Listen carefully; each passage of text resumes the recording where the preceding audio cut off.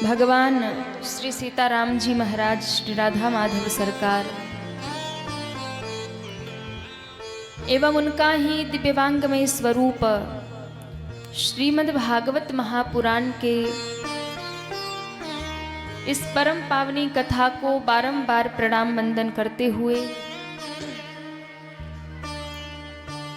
परम अनंत संत वीर बलवंत भक्त शिरोमणि श्री हनुमान जी महाराज के पावन चरणों में बारंबार प्रणाम वंदन करते हुए पूज्य श्री सद्गुरु देव जी महाराज के चरणों में सादर वंदन। कथा प्रांगण में विराजमान भक्ति शक्ति स्वरूपा माताएं, बहनें, भाई लोग एवं उपस्थित समस्त ग्रामवासी, क्षेत्रवासी, भगवत कथानुरागी, श्रद्धालु, श्रोता, भक्तजन, आप सभी को व्यासपीठ की ओर से बहुत बहुत साधुवाद देते हुए सिया राम मैं सब जग जानी, करहूँ प्रणाम जोर जुगमानी के पावन भाव से आप सभी के हृदय में विराजमान अपने आराध्य श्री भगवान को बारंबार प्रणाम करते हुए कथा प्रांगण में पधारे हुए सभी भक्तों का व्यासपीठ की ओर से बहुत बहुत स्वागत एवं अभिनंदन। जिनके माध्यम से हम और आप सभी को ये मंगलमयी दिव्य कथा हम सबके बीच में उपस्थित है, हम सभी को प्राप्त है।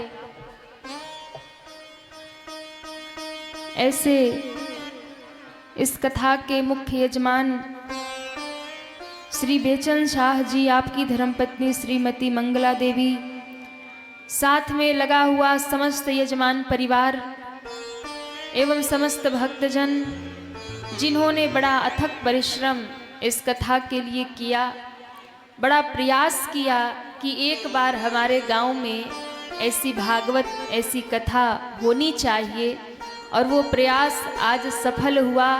भागवत की कथा यहाँ प्रारंभ हुई। ऐसे समस्त यजमान परिवार के लिए जोरदार तालियां आप सभी लोग बजाएंगे। सभी भक्तों को व्यासपीठ की ओर से बहुत बहुत साधुवाद।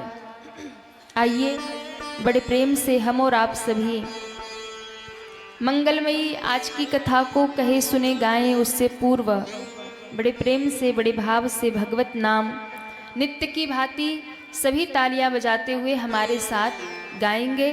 तत्पश्चात हम सभी कथा में प्रवेश करेंगे। सब गाएं बड़े प्रेम से। राधे किशोरी दया करो,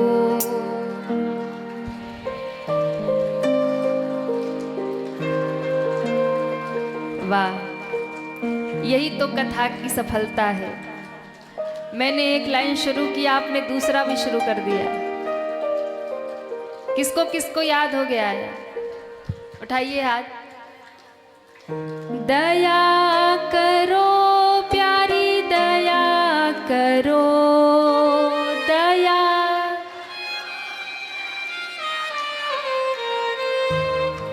कृपा करो, राधे कृपा करो, कृपा।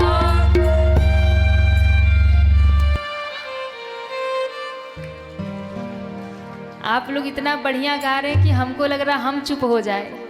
आप ही गाए, हम चुप हो जाए क्या? नहीं, वाह। पर हमारे साथ ऐसे गाओ भाव से। दोनों हाथ उठाइए सभी और प्रेम से।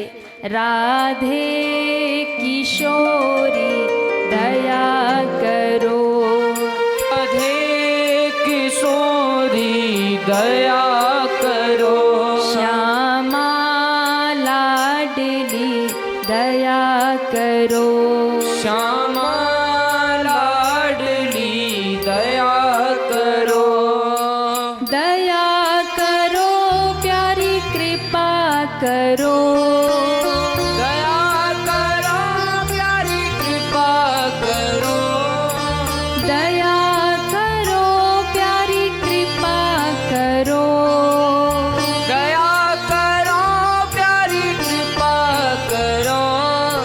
श्यामा प्रेममयी दया करो, श्यामा प्रेममयी कृपा करो, राधे किशोरी दया करो, राधे किशोरी दया करो,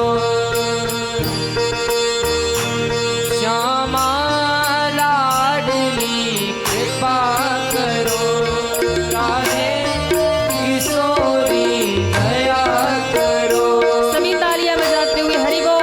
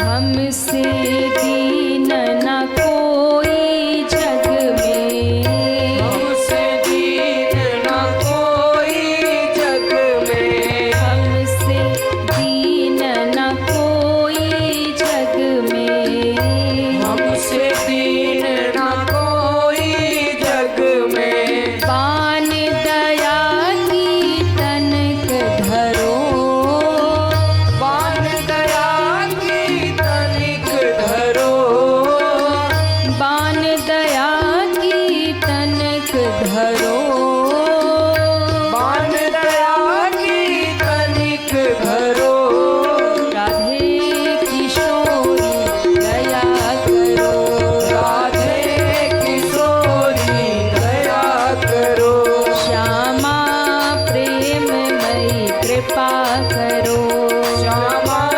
प्रेममयी कृपा करो, कृपा करो राधे कृपा करो, कृपा करो राधे कृपा करो, कृपा करो प्यारी कृपा करो, कृपा करो प्यारी कृपा करो, राधे किशोरी दया करो, राधे किशोरी दया हरि करो। बोल।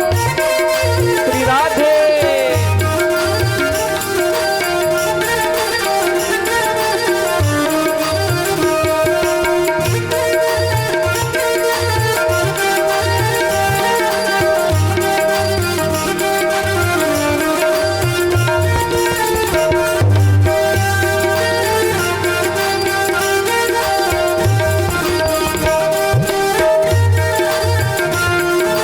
जय जय।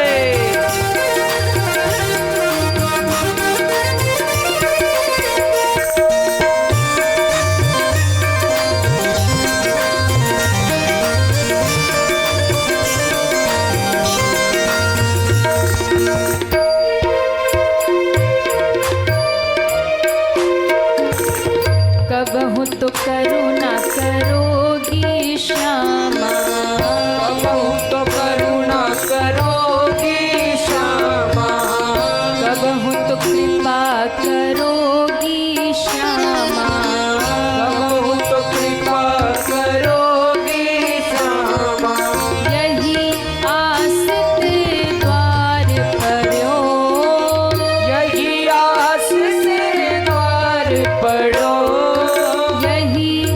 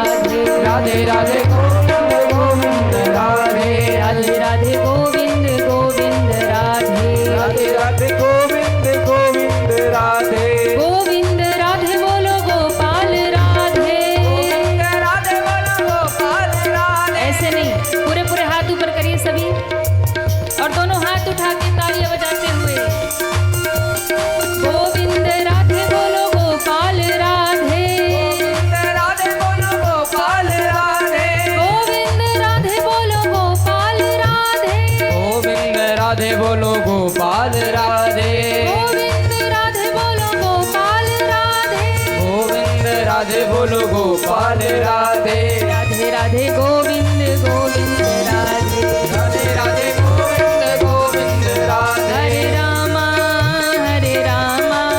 राम राम हरे हरे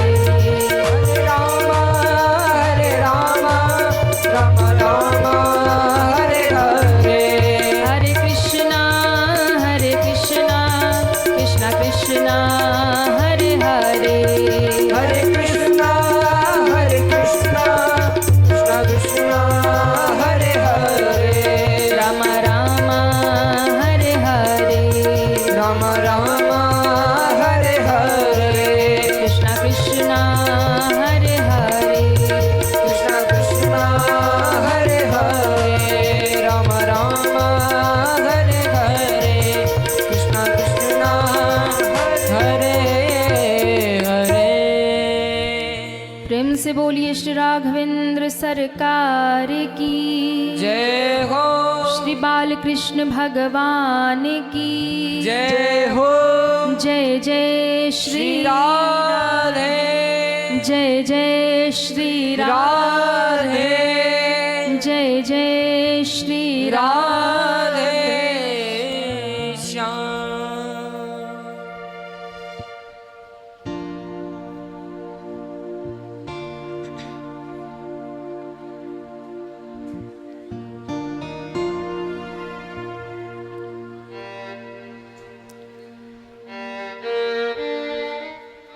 परम कल्याणमयी श्रीमद् भागवत कथा के आज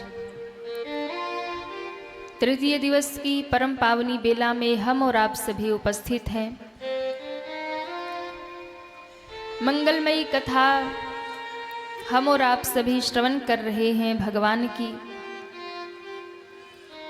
आज कथा में हम सभी प्रवेश करें उससे पूर्व कल जहाँ पर हम सभी ने कथा को विश्राम किया था वहीं से कथा की यात्रा को लेकर हम सभी आगे बढ़ेंगे।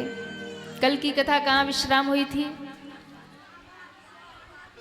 हाँ, 24 अवतार नहीं, और कोई मैया बताए? हाँ, अश्वत्थामा। इधर भाई लोग बताएं। वाह, भाई लोग कल ध्यान से सुन रहे थे, इनके लिए ताली बजाइए। मैया थोड़ी सी पीछे रह गई। अब कल ऐसा लग रहा युद्ध करेगी मैया। थोड़ी सी पीछे।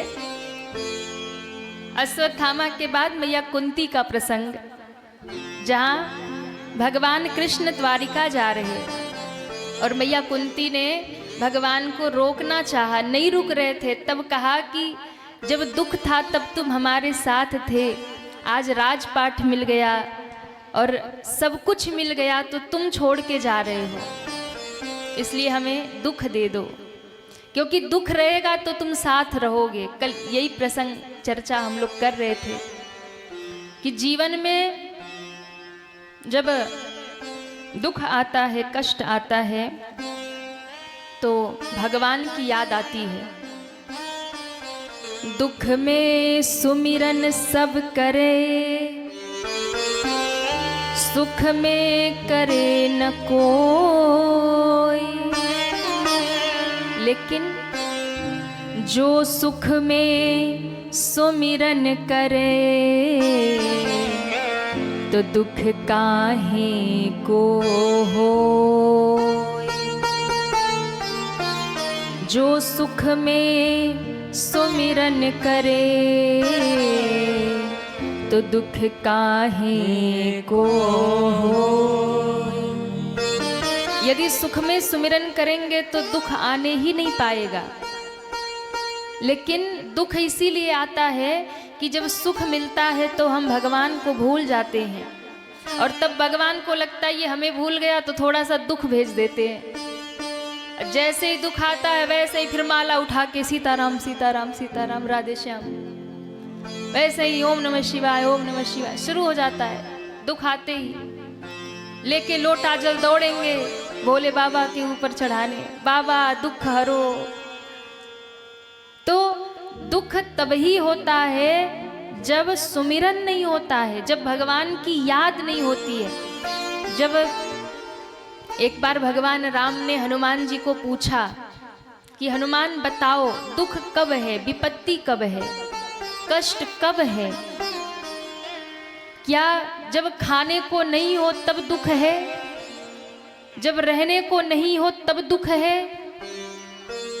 जब सारे रास्ते दुनिया में बंद हो जाएं तब दुख है? जब बहुत सारे संकटों से घिरा हो तब दुख है? हनुमान बताओ दुख कब है? हनुमान जी मुस्कुराए।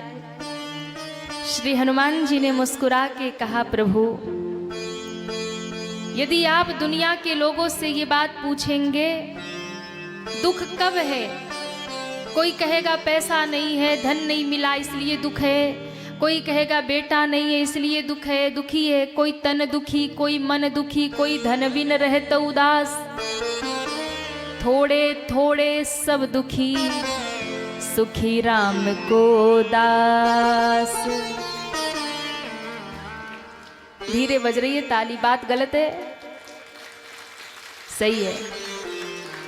दुनिया में सब दुखी हैं, कोई तन से, कोई मन से, कोई धन से, सब दुखी है। किसी के पास धन बहुत है तो क्या हुआ, बोले धन तो बहुत है पर शरीर में रोग इतने हैं, घर में सब कुछ भरा पड़ा है पर खा नहीं सकते। हाँ, हमने बड़े बड़े लोगों को देखा है, घर में सब खाने पीने को भरा है पर डॉक्टर ने मना कर रखा है कुछ भी नहीं खाना है। अच्छा खाना क्या है? बोले जौ की रोटी खाओ, बाजरे की रोटी खाओ और मूंग की दाल सूखी सी वही खाओ। तो धन तो है पर शरीर में कष्ट है, तन से दुखी है। किसी का शरीर बहुत स्वस्थ है तो उसके पास धन नहीं है, धन से दुखी है। किसी के पास मान लो दोनों ही है कि धन भी है और तन से भी सुखी है, धन भी बहुत है, तो बोले महाराज बेटा ही नालायक हो गया, रोज 4 गाली सुनावे, उसी से दुखी है। हाँ, कभी बहू से झगड़े हो रहे, कभी बेटे से हो रहा, तो किसी न किसी प्रकार से व्यक्ति दुखी है।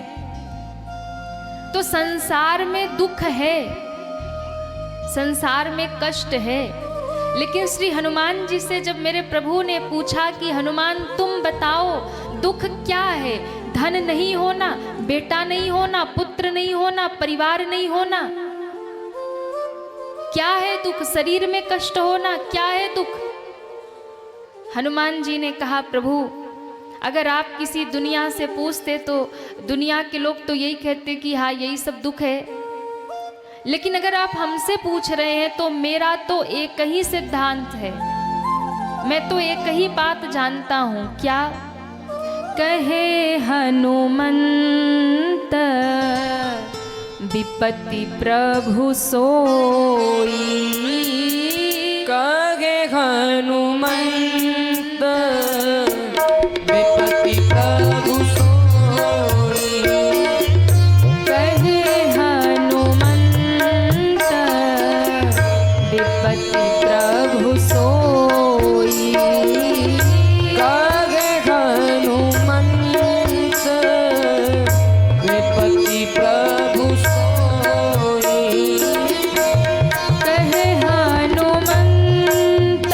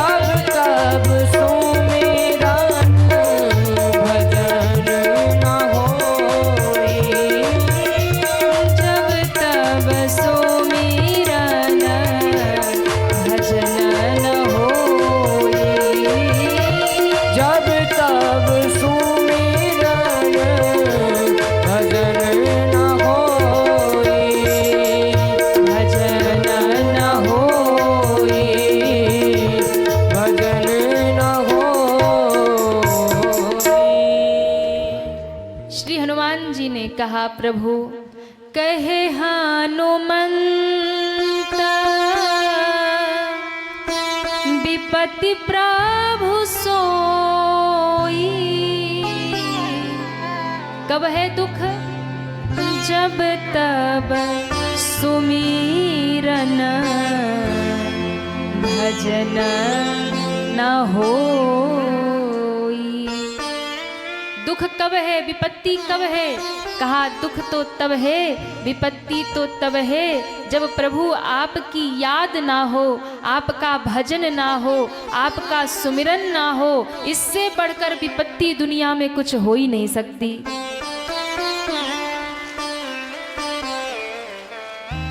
जब हम भगवान को भूल जाएं, इससे बड़ी विपत्ति और क्या होगी, इससे बड़ा दुख और क्या होगा।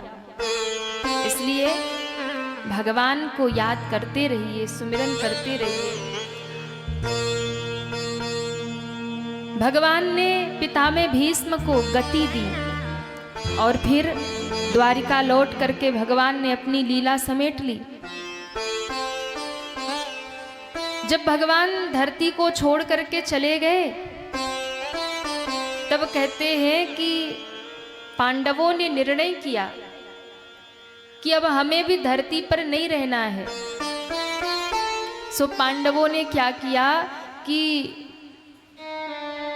जो गर्भ में बालक उत्तरा के था, जिसका भगवान ने रक्षा किया था, ऐसे छोटे से बालक परीक्षित को राजगद्दी पर बिठा दिया और राजगद्दी पर बिठा करके स्वर्गारोहण के लिए चले गए। परीक्षित जी ने तो बहुत सुंदर राज्य का संचालन किया, राज्य संभाला। ऐसा राज्य परीक्षित जी का हुआ कि ऐसा लगता था कि सतयुग प्रारंभ हो रहा, द्वापर का अंत हो रहा है, कलयुग का प्रारंभ होने वाला है, पर बहुत सुंदर राज्य है। एक दिन क्या हुआ कि राजा परीक्षित निकले घर से, राज्य की सीमा में बाहर निकले, दान करते हुए, धर्म करते हुए, यज्ञ करते हुए राजा चले जा रहे थे। अचानक मन में भाव आया, जंगल की ओर गए, वहां पर एक दृश्य देखा। क्या दृश्य देखा? बोले एक बैल है और एक गाय है, और गाय और बैल जो है वो आपस में चर्चा कर रहे हैं, आपस में बात कर रहे हैं। बैल जो है उसके 3 पैर कटे हुए हैं, एक पैर पे खड़ा है। तो गौ माता रो रही है और पूछ रही है कि तुम्हारे 3 पैर कट गए, तुम एक पैर पर कैसे खड़े हो और कब तक ऐसे खड़े रह पाओगे? वो बैल रो करके कह रहा है कि माँ, आप हमें देखकर दुखी क्यों हो रही हैं? आपके दुख का कारण क्या मेरे ये कटे हुए पांव हैं, या भगवान धरती को छोड़ के चले गए इसलिए आप दुखी हैं, या फिर भगवान चले गए, अब द्वापर चला गया, अब कलयुग आने वाला है इसलिए आप दुखी हैं? दोनों की आपस में चर्चा हो रही है। ये गाय बैल कोई साधारण नहीं है, ये गाय स्वयं धरती माता है और बैल स्वयं धर्म है। दोनों आपस में चर्चा कर रहे थे। इतने में एक बड़ा भयंकर स्वरूप वाला व्यक्ति हाथ में खड्ग लेकर आता है, गाय को पैर से मारता है और बैल को भी उसके एक जो बचा हुआ पांव है उसे भी काटने का प्रयास कर रहा है। ये दृश्य राजा परीक्षित ने देख लिया और जैसे ही देखा क्रोध भर आया। मेरे राज्य में किसकी हिम्मत है इस प्रकार से गाय और बैल को प्रताड़ित कर रहा है? मैं उसे छोड़ूंगा नहीं। जैसे ही मारने के लिए दौड़े थे, जैसे ही मारने दौड़े, वो शरण में आकर के चरणों में बैठ गया। कहता है महाराज हमको मत मारिए। परीक्षित जी ने कहा पहले तू अपना परिचय दे कि तू है कौन, और मेरे राज्य में इस प्रकार गौ माता को ऐसे प्रताड़ित कर रहा है कौन तू? उसने कहा महाराज मैं कलयुग हूं। क्या है? कलयुग। 4 युग होते हैं। कितने युग? 4। सतयुग, त्रेता, द्वापर और जोर से कहिए। हाँ, कलयुग। उसने कहा मैं कलयुग हूं और अब मेरा समय शुरू होने वाला है। परीक्षित जी ने कहा कि तू कलयुग है और तेरा समय अब शुरू होने वाला, तो क्या तू अधर्म करेगा, पाप करेगा? कलयुग ने कहा हाँ, कलयुग में सबसे ज्यादा लोग अधर्मी विधर्मी हो जाएंगे, पाप करेंगे, पापी हो जाएंगे, पाखंड करेंगे भक्ति के नाम पे। सच्ची भक्ति किसी के मन में नहीं रह जाएगी। राजा परीक्षित ने कहा तो मैं तुम्हें मार दूंगा। उसने कहा नहीं मार सकते। क्यों? जैसे सतयुग के बाद त्रेता आता है, त्रेता के बाद द्वापर आता है, वैसे द्वापर के बाद कलयुग आता है। अच्छा, कलयुग को वरदान मिला है। कलयुग में ना तो कोई यज्ञ कर सकता है, ना जप कर सकता है, ना तप कर सकता है, ना ध्यान लगा सकता है, ना समाधि लगा सकता है। ये सब कलयुग में नहीं हो सकता, बहुत कठिन है। क्यों? कलयुग का मनुष्य जो है ना, उसके पास समय की बहुत कमी है। समय की भी कमी है और आयु भी बहुत कम है, छोटी है। पहले के लोगों की आयु बहुत लंबी होती थी, तो वो ध्यान भी लगाते थे, समाधि में बैठ जाते थे। अब तो 100 साल की जिंदगी है, उसमें भी 100 कोई जाता ही नहीं है।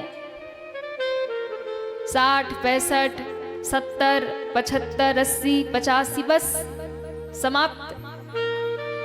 और कई हार्ट अटैक आ गया तो 50, 55 में ही कई लोग 40, 45 में निकल ले रहे हैं। ऐसी ऐसी बीमारियां आ गई। तो कहाँ कोई 100 साल अब जी पा रहा है? तो सबसे बड़ी बात तो समय की कमी है, आयु छोटी है और हमारी सामर्थ्य नहीं है कि हम 10 घंटा ध्यान लगा के बैठ सके, 10 दिन तक समाधि लगा के बैठ सके। नहीं हो सकता। अब 3 घंटा कथा में तो कैसे कैसे बैठते हैं। 3 घंटा कथा में बैठ ले रहे, ये बहुत बड़ी तपस्या है। वरना तो महाराज 1 मिनट ना बैठ पाए। और इतने शांति से जितने यहाँ बैठे हैं, ऐसे कहीं और बिठा दो तो वो हल्ला हो। पर कथा में तो चलो ठीक है कि कम से कम शांत बैठे। वरना तो आज का समय ये है ना कि सुनना कोई नहीं चाहता, सुनाना सब चाहते हैं। आज के समय में सुनने की ही समस्या है, कोई सुनना नहीं चाहता, सब दूसरे को सुनाना ही चाहते हैं। अच्छा बताइए, घर घर में कई झगड़ा है ना, सास कहती है बहू नहीं सुनती, बहू कहती सास नहीं सुनती। हाँ, पुत्र कहता है पिताजी नहीं सुनते, पिता कहते हैं बेटा नहीं सुनता। शिष्य कहता है गुरुजी नहीं सुनते, गुरुजी कहते हैं चेला नहीं सुनता। हर जगह वही समस्या है सुनने की। मालिक कहता है नौकर नहीं सुनता, नौकर कहता है मालिक नहीं सुनते। कोई किसी की सुनना नहीं चाहता है। आज के समय में सब दूसरे को सुनाना ही चाहते हैं। लेकिन ऐसे समय में भी यदि लालगंज के भक्त बैठकर शांति से कथा सुन रहे हैं तो ये बड़े सौभाग्य की बात है। ये बड़ी प्रभु की कृपा है कि 3 घंटा सुन रहे बैठ के। वरना तो आज सब सुनाना चाहते, सुनना कोई नहीं चाहता, सुनने की समस्या है। तो कलयुग में कुछ भी साधन नहीं हो सकता, लेकिन कलयुग में एक काम हो सकता है। क्या? भगवान का सुमिरन हो सकता है, भजन हो सकता है। और कलयुग को यही वरदान है। राजा परीक्षित ने कहा मैं तुम्हें मार दूंगा। कलयुग ने कहा सरकार हमें मारिए मत। क्यों? मेरे अंदर सब अवगुण है। मैं नहीं कहता कि मेरे अंदर गुण है, कलयुग में सब अवगुण है। सारे पाप, भ्रष्टाचार सब कलयुग में होगा। बड़े से बड़ा अधर्म इसी कलयुग में होगा। लेकिन कलयुग को राजा परीक्षित ने क्यों छोड़ा? बोले कलयुग में केवल एक गुण था कि कलयुग में जप तप ध्यान साधना यज्ञ अनुष्ठान नहीं हो सकता, लेकिन कलयुग में केवल एक बार राम का नाम लेने वाला भवसागर से पार हो जाता है। कलयुग केवल नाम आधारा, सुमिरि सुमिरि नर उतरहि पारा। क्या करना है? ज्यादा कुछ नहीं करना, बस भगवान का भजन करना है, सुमिरन करना है। कैसे? कोई जरूरी नहीं है कि नहा के ही भगवान का नाम लेना है। कैसी भी अवस्था में हो, सोते जागते उठते बैठते खाते पीते आते जाते मन मन मन मन भगवान का भजन करते रहो, नाम जपते रहो। उसी जप से ही आपका बेड़ा पार हो जाएगा। ये भागवत कह रही है, मैं नहीं कह रही हूं, शास्त्र कह रहा है। अच्छा, 4 युग ब्रह्मा जी ने बनाए, सतयुग, त्रेता, द्वापर, कलयुग। चारों को बना करके ब्रह्मा जी ने कहा सुनो, पहले बड़े बेटे को बुलाया, बेटा सतयुग। हाँ पिताजी सुनो। क्या? मैंने 2 चीजें बनाई है, स्वर्ग भी बनाया है और नरक भी बनाया है। तो तुम एक काम करो, क्या? कुछ ऐसा करना ना कि आधे लोग स्वर्ग जाएं आधे लोग नरक जाएं। सतयुग को कहा कि कुछ ऐसा विधान बना देना अपने युग में कि आधे स्वर्ग जाएं और आधे नरक जाएं। नरक भी भाई खाली नहीं रहना चाहिए, चलते रहना चाहिए।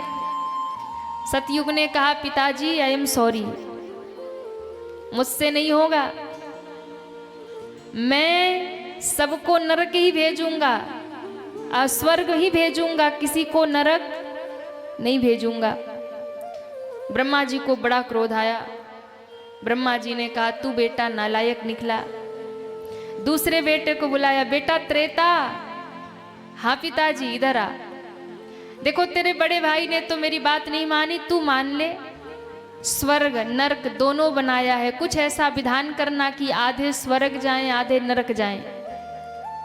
त्रेता ने कहा कि मेरे भैया जहां चलेंगे उसी रास्ते हम भी चलेंगे। हम तो सबको स्वर्ग भेजेंगे, प्रभु के धाम भेजेंगे, किसी को नरक नहीं भेजेंगे। तो त्रेता में भी कोई नरक नहीं गया। ब्रह्मा जी को गुस्सा आया, बोले तू भी नालायक निकला, हट जा। तीसरा बेटा खड़ा था, बेटा द्वापर। हाँ पिताजी, मेरी एक आज्ञा मान ले, मैंने स्वर्ग नरक 2 बनाए हैं, आधे को स्वर्ग भेजना आधे को नरक भेजना। द्वापर ने कहा कि जब दोनों बड़े भाई अच्छा काम कर रहे हैं, सबको स्वर्ग भेज रहे हैं, प्रभु के धाम भेज रहे, तो मैं भी उनकी ही आज्ञा मानूंगा, उनके ही पद चिन्हों पर चलूंगा। मैं भी सबको भगवान के धाम और स्वर्ग में ही भेजूंगा। अब ब्रह्मा जी बड़े निराश हुए, ब्रह्मा जी बड़े दुखी हुए। ब्रह्मा जी को लगा कि 3 के 3 बेटे मेरी बात नहीं मानते। चौथे बेटे कलयुग को बुलाया, बेटा कलयुग। हाँ पिताजी, देखो बेटा तुम्हारे 3 भाइयों ने तो मेरा कहना नहीं माना, पर मुझे लगता है तू मेरी बात मानेगा। मेरी एक ही शर्त है कि मैंने स्वर्ग नरक बनाए, आधे को स्वर्ग भेजना आधे को नरक भेजना। कलयुग ने कहा पिताजी चिंता मत करो, मैं बड़े भाइयों जैसा नहीं हूं, मैं किसी को स्वर्ग नहीं भेजूंगा, सबको नरक ही भेजूंगा। कलयुग का प्राणी सब नरक जाएंगे। क्यों? सब पापी रहेंगे, सब पाप करेंगे। ब्रह्मा जी बड़े खुश हुए।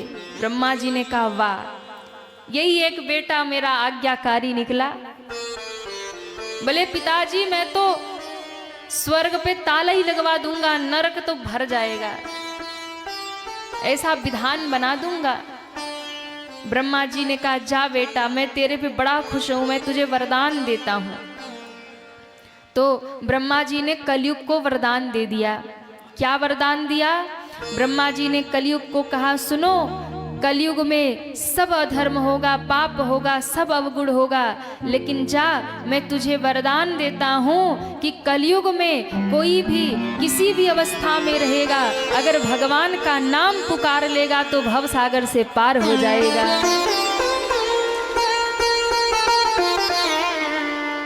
आप बहुत बड़ी बड़ी तपस्या नहीं कर पाते, साधना नहीं कर पाते, बड़े बड़े यज्ञ नहीं कर पाते, कोई दिक्कत नहीं है। कुछ नहीं कर पाते, कोई दिक्कत नहीं है। बहुत विधि विधान से भगवान का पूजन नहीं कर पाते, कोई मतलब नहीं है। एक काम कर लीजिए, प्रेम से भर के भगवान को पुकार लीजिए, भव से बेड़ा पार हो जाएगा।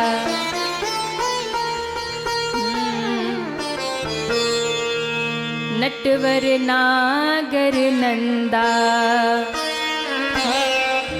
भजो रे मन गोविंदा।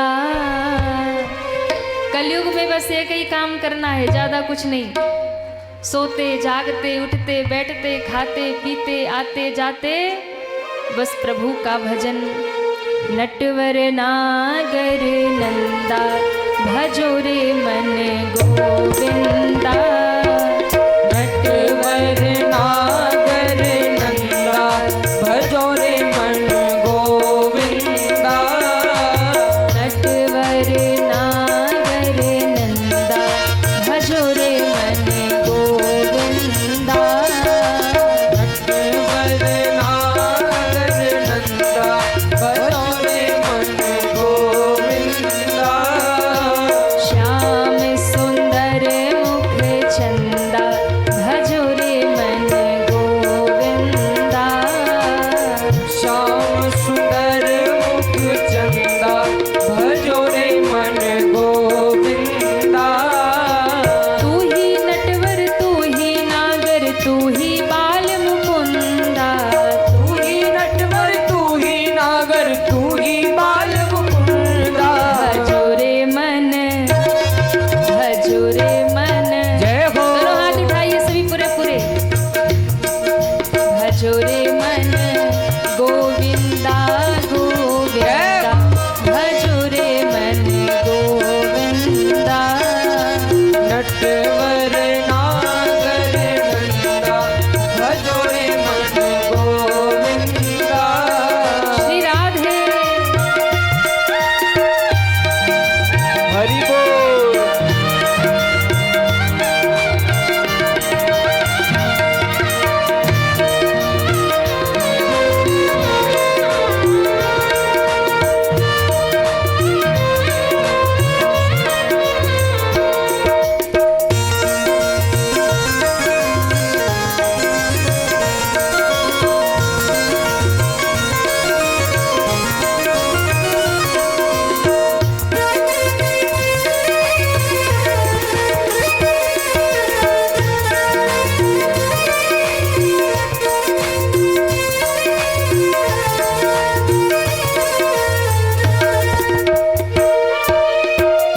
सब देवन में कृष्ण बड़े हैं।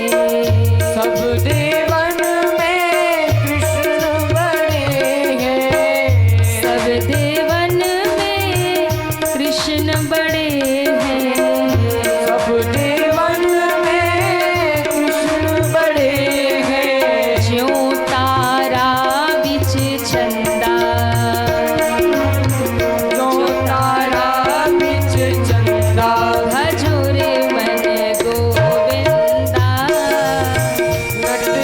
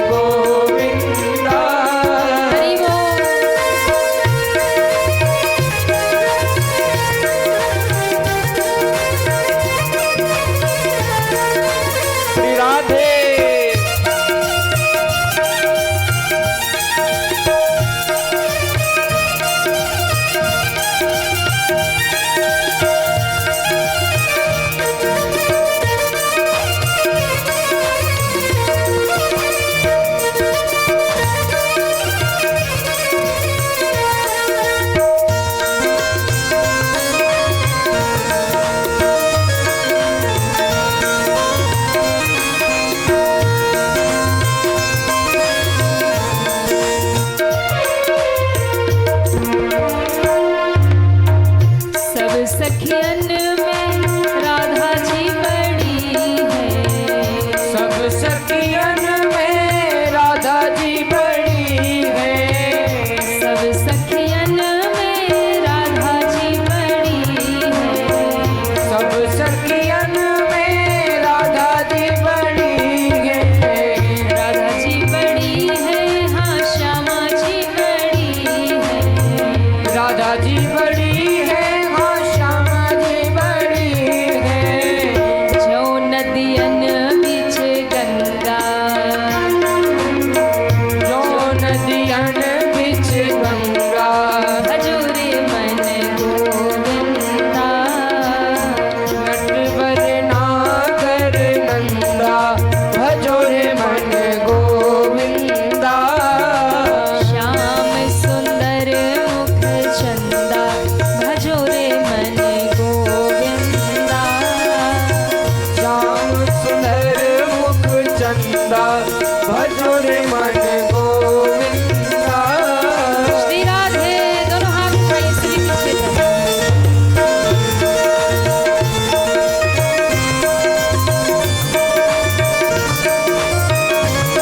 हरि बोल।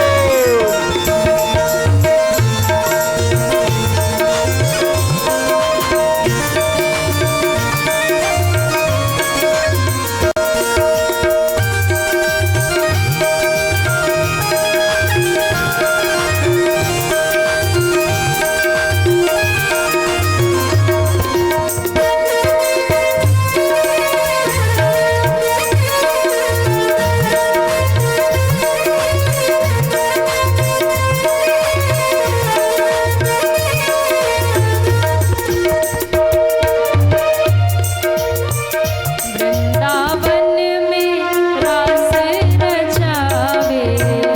वृंदावन में रास रचावे।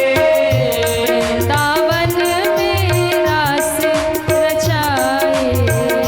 वृंदावन में रास रचावे। नाचत बाल मुकुंदा। जय हो नाचत बाल मुकुंदा। भजो रे मन गोविंदा। नटवर नागर नंदा, भजो रे मन गोविंदा। तू ही नटवर, तू ही नागर, तू ही बाल मुकुंदा। तू नटवर, तू ही नागर, तू ही बाल मुकुंदा। भजो रे मन जय हो गोविंदा गोविंदा। भजो रे मन गोविंदा गोविंदा, भजो रे मन गोविंदा। नटवर नागर नंदा, भजो रे मन गोविंदा।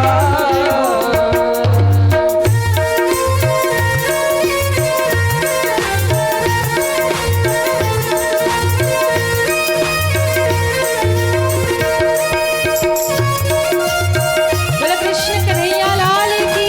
जय हो।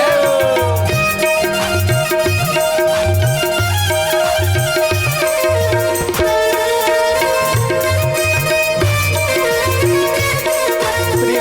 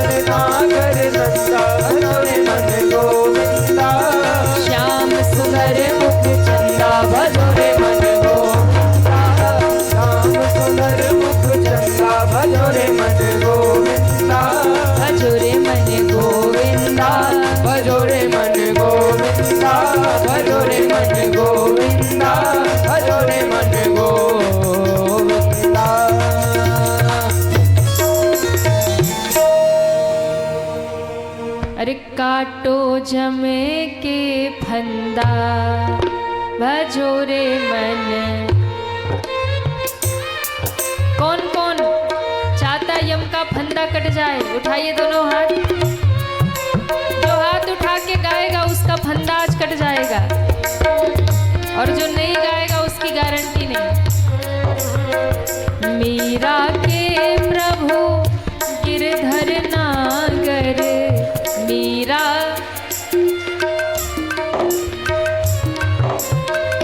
मीरा के प्रभु गिरधर नागर,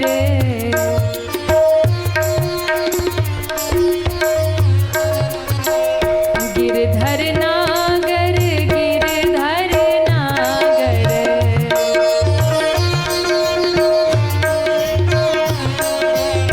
अब बताओ, भजन खत्म हो गया तो ये सारी मैयाएं खड़ी हो गई।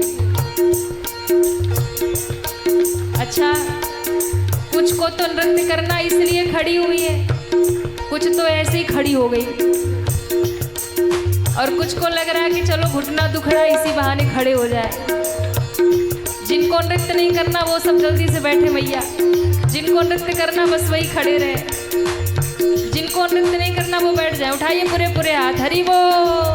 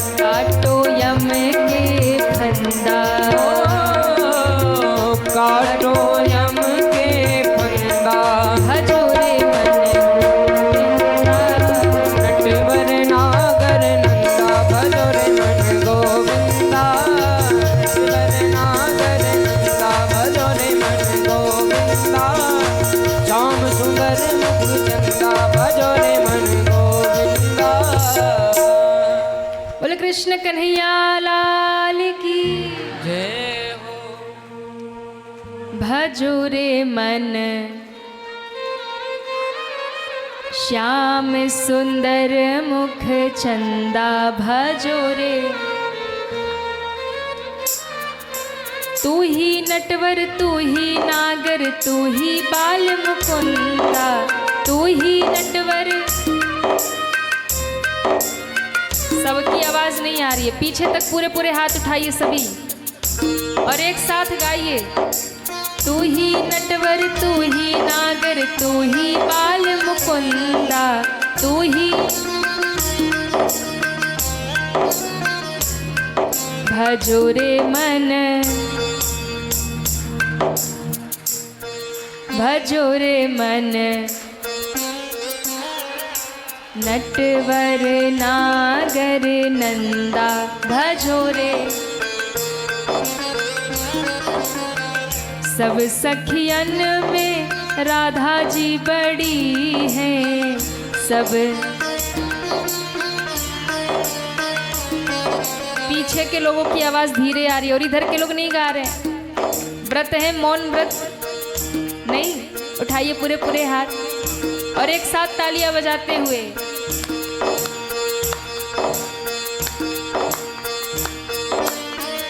सब सखियन में राधा जी बड़ी हैं, सब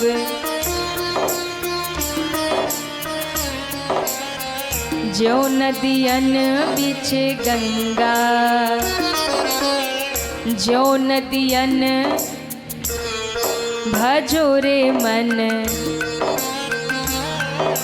श्याम सुंदर मुख चंदा, भजो रे मन, भजो रे मन, भजो रे मन। बोले कृष्ण कन्हैया लाल की जय हो। आप लोग बहुत बढ़िया गाते हैं, इसलिए अपने लिए ताली बजा लीजिए। देखो अपने लिए बजाना है तो जोर से बजाते हैं, कथा में बजाना हो थोड़ा धीरे धीरे बजाएंगे, पर जब अपनी बात आए तो जोर से ताली बजाएंगे। एक बार बजाओ जम के, वाह।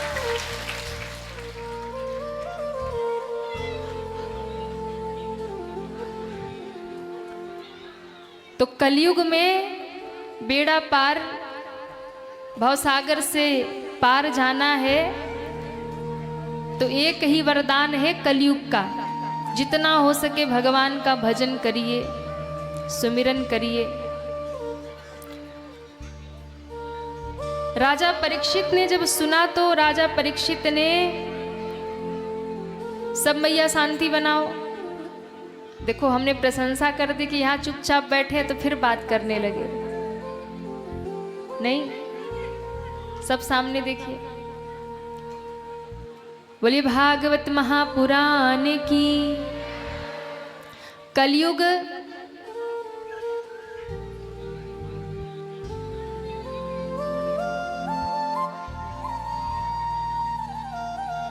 कलयुग को वरदान है कि जो भी भजन करेगा उसका बेड़ा पार हो जाएगा। राजा परीक्षित ने कहा कि ठीक है, तेरे अंदर एक गुण है ना, तो मैं तुझे छोड़ तो रहा हूं, लेकिन तेरा स्थान निश्चित रहेगा, तुझे कहाँ रहना है। कलयुग ने कहा कहाँ रहूंगा मैं। तब 4 स्थान बताया। राजा परीक्षित ने कहा सुनो, दूतम पानम स्त्रिय सूना यत्रा धर्मश्चतुर्विध। 4 स्थान बता दिया।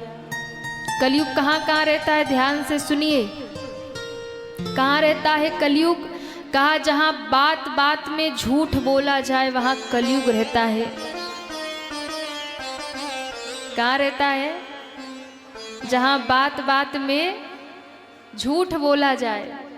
अब बताओ आज के जमाने में कोई राजा हरिश्चंद्र है क्या?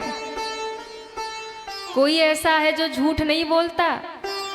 भोजन बिना रह जाएंगे पर झूठ बोले बिना। ये आप ही लोग कह रहे, हम नहीं कह रहे। आप ही लोग कह रहे कि नहीं रहेंगे। अच्छा कौन कौन झूठ बोलता है, हाथ उठाइए। अरे राम राम। अच्छा देखो ज्यादा हंसो नहीं, जो हाथ नहीं उठा रहे ना झूठ तो वो भी बोलते हैं, पर जो उठा रहे भैया उनकी प्रशंसा करेंगे कि आपने स्वीकार कर लिया भगवान के सामने कि हाँ हम झूठ बोलते हैं। ये तो अच्छी बात है कि प्रभु के सामने आपने स्वीकार किया, वरना कौन झूठ नहीं बोलता। अच्छा सब बोलते हैं। अच्छा जो हाथ नहीं उठाए वो बड़े हरिश्चंद्र बन रहे हैं। हम तो हाथ नहीं उठाए, हम नहीं बोलते, पर भगवान के दरबार में कहाँ छुप पाओगे। तो जो हाथ उठा रहे उनके वो तो भाई शाबाशी के पात्र हैं, पर जो हाथ नहीं उठा रहे हैं ना वो भी झूठ बोलते हैं, वो ज्यादा झूठ बोलते हैं। अच्छा एक बात कहें, जो व्यक्ति बार बार कसम खाए ना, बहुत ज्यादा जो कसम खा के कहे, अरे कसम खा के कह रहा एकदम सही बात है,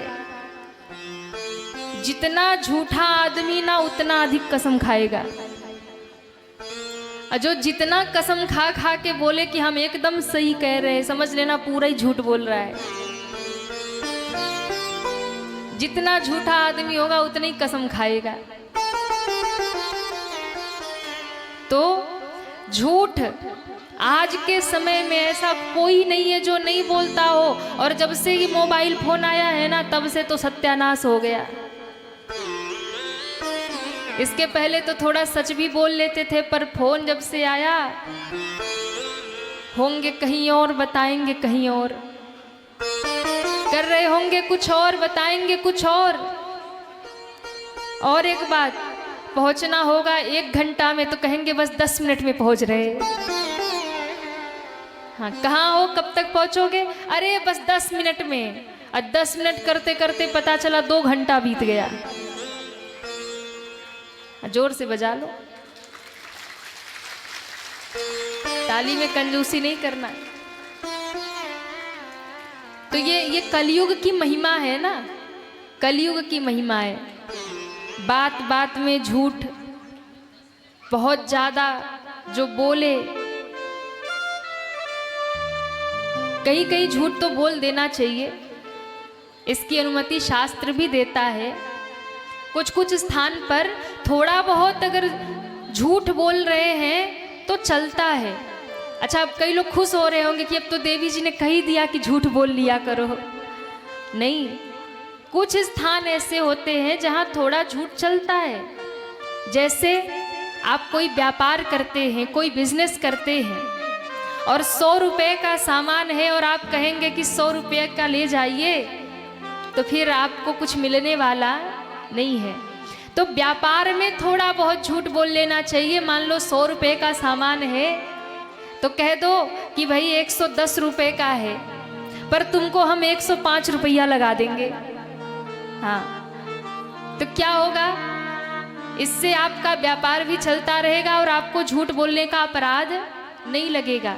लेकिन अगर 100 रुपये का सामान है और आप कहोगे कि 200 का है, मैं तुम्हें 150 में दे रहा हूं, तो अपराध लगेगा, तो फिर ठगी हो जाएगी। यानी थोड़ा लाभ कमाने के लिए अगर थोड़ा सा झूठ का सहारा ले लिया तो फिर वो अपराध नहीं है। तो व्यापार में थोड़ा बहुत झूठ सहारा ले लेना चाहिए, बोल लेना चाहिए, शास्त्र अनुमति करता है। अब कहीं किसी कन्या का विवाह होने वाला हो और उस विवाह में यदि आवश्यकता से अधिक आपने झूठ बोलकर बढ़ा चढ़ाकर विवाह करवा दिया तो आपको पाप लगेगा। लेकिन थोड़ा 19-20 है और आपने थोड़ा सा बना के कह दिया अरे सब अच्छा है, थोड़ा सा इधर उधर कुछ है, और आपने यदि विवाह करवा दिया, उस बेटी का घर बस गया, तो थोड़े से झूठ बोलने से वो बेटी यदि ससुराल में प्रसन्न है, अच्छा विवाह हो गया, तो उसका झूठ बोलने का आपको पाप नहीं लगेगा, उसका पुण्य लगेगा। तो विवाह आदि में थोड़ा बहुत झूठ का सहारा ले लेना चाहिए। अगर किसी का घर बस रहा है, थोड़ा सा झूठ बोल लो। अब इतना भी नहीं बोलना है कि एकदम झोपड़ी में रहता और तुम राजमहल बता के ब्याह करा दो और फिर उस बेटी को दुख होगा तो फिर दोष आपको ही लगेगा। व्यापार में, विवाह में और धर्म की रक्षा के लिए अगर कहीं अधर्म हो रहा है और आपके छोटे से झूठ से वहां अधर्म होने से बच जाए, आपके एक छोटे से झूठ बोलने से कहीं कोई पाप हो रहा हो रुक जाए, किसी के प्राण बच जाए, किसी के प्राण बचाने के लिए अगर आप झूठ बोलते हैं तो उसका पाप नहीं लगता, उसका पुण्य लगता है।